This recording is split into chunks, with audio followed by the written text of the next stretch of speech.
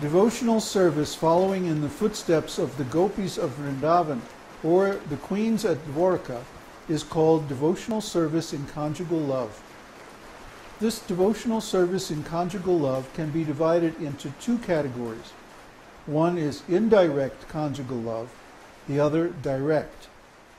In both of these categories, one has to follow the particular gopi who is engaged in such service in Goloka Vrindavan. To be directly attached to the Supreme Personality of Godhead in conjugal love is technically called Keli. This Keli performance means to directly join with the Supreme Personality of Godhead. There are other devotees who do not wish direct contact with the Supreme Person, but who relish the conjugal love affairs of the Lord with the gopis. Such devotees enjoy simply by hearing of the activities of the Lord with the gopis. This development of conjugal love can be possible only with those who are already engaged in following the regulative principles of devotional service, specifically in the worship of Radha and Krishna in the temple.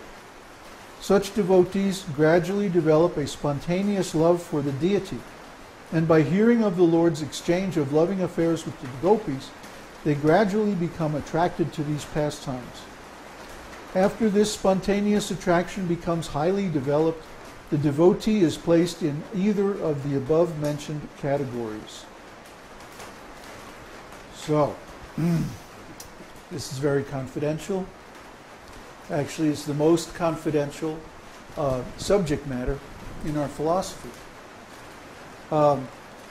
This conjugal love of Krishna is very important. Actually, it's the root of all devotional service. The chief of the gopis is Srimati Radharani. And Radharani is like the female form of Krishna. She is the chief of all Krishna's potencies. She's the Mahashakti. And what that means is that all the other Shaktis in the spiritual world and even in the material world are derived from her. They are expansions of her. Just like the different Vishnu forms in the Vaikuntha world and so on are expansions of Krishna. So in this way, when we worship or when we follow the pastimes of Radha and Krishna, and we become engaged in this network of conjugal love of the Lord. And this is very wonderful.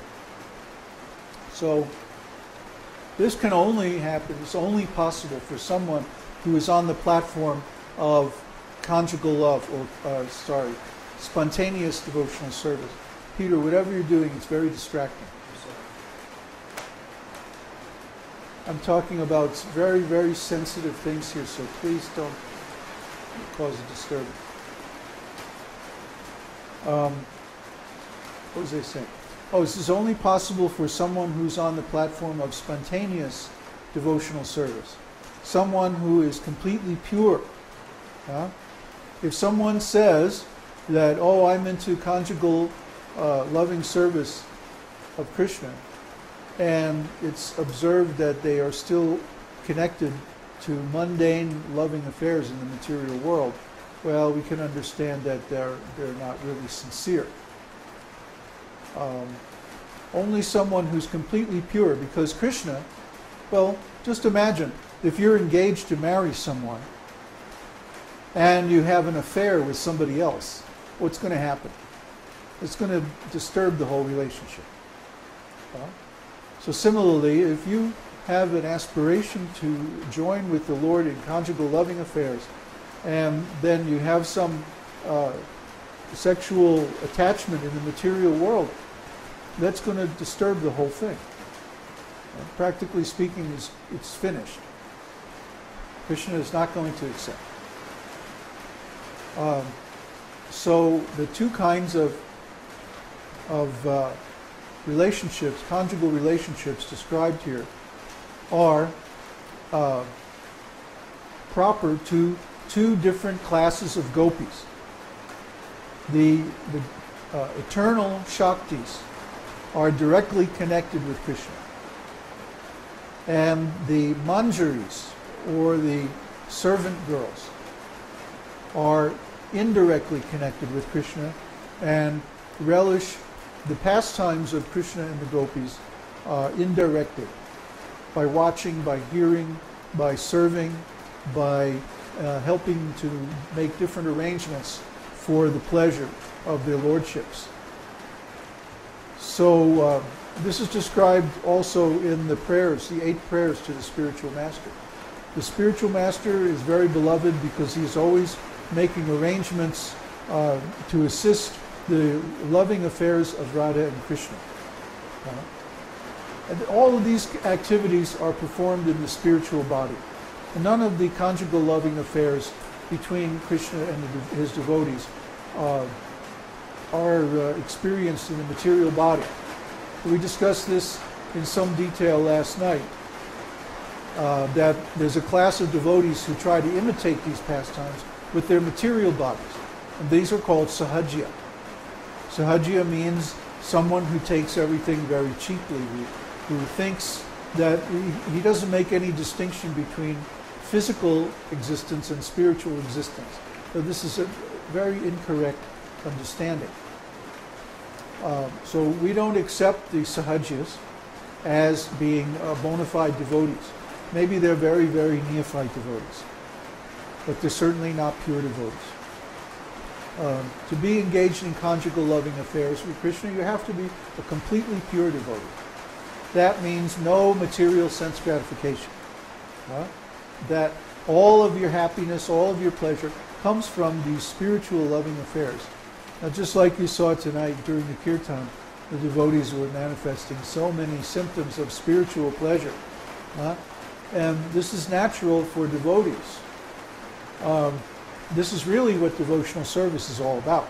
This is the attractive feature that engages the devotee, because when he comes into contact with Krishna, whether directly or through his name or through his service or other means, it's like studying the philosophy and so on, he feels transcendental pleasure. And this transcendental pleasure is far more satisfying to the soul than any material pleasure, because it's direct. The transcendental pleasure is directly perceived by pure consciousness. It is not indirectly experienced through an instrument like a gross material body or senses or even a mind, subtle material instrument. But the pleasure of devotional service is directly experienced by the soul. So when the soul and Krishna come together, then it's possible to experience these things. This is Krishna consciousness, direct Krishna consciousness. Indirect Krishna consciousness is when someone accepts Krishna consciousness as a religion and they worship a symbol of Krishna. You see? And this symbol is the religious organization. You see, in religion, what happens is the organization itself is interposed between the soul and God.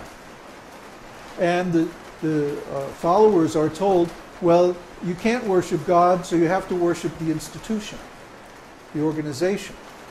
You see? The organization is also spiritual, they say.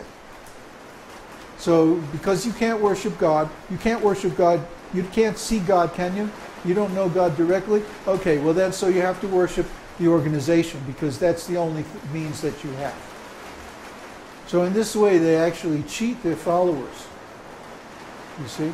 And this is going on also in the world of Vaishnavism. If we take Vaishnavism, Krishna consciousness, as an ordinary religion, and we create some organization, and then we get people to serve and worship that organization, that means we're actually cheating them.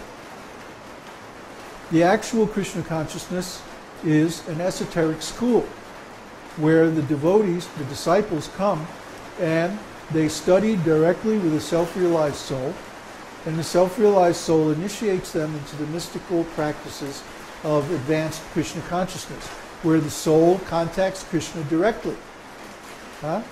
So this is real Krishna consciousness. It's Krishna consciousness, not Krishna organizationness, not Krishna religionness, not Krishna ritualness, not Krishna go out and collect money for the guru's gold bathroom fixtures-ness. Huh? It's Krishna consciousness, direct meeting between the soul and God. And that can only happen within. It cannot happen out there through the senses, through the mind, through any kind of activity out there in the physical world. It can only happen within, consciousness to consciousness.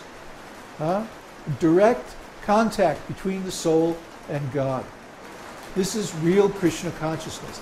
Everything else is some preliminary stage. Try to understand. So for someone who is not on this platform of direct consciousness of Krishna, to say that they have some conjugal loving